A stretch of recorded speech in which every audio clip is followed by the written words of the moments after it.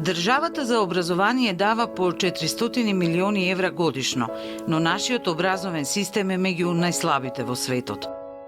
Лошите резултати може да се доведат во директна врска со корупцијата. Таа во образованието се среќава кај сите што се вклучени во него. Кога ученици, студенти или родители плаќаат, а професорите прифаќаат подароци или противуслуги за упис или за повисока оценка.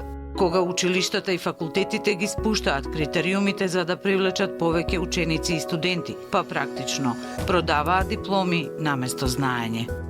Кога државата свесно ја толерира оваа состојба, не се обидува да ја промени за да не налути некои актери во играта. Први жртви на корупцијата во образованието се децата, а последна целото општество. Лошо образовани деца стануваат лоши лекари, судии и менаџери, работници, а во општеството владее мислење дека лажливите и подмитливите се снаодливи, а честните наивни и неуспешни.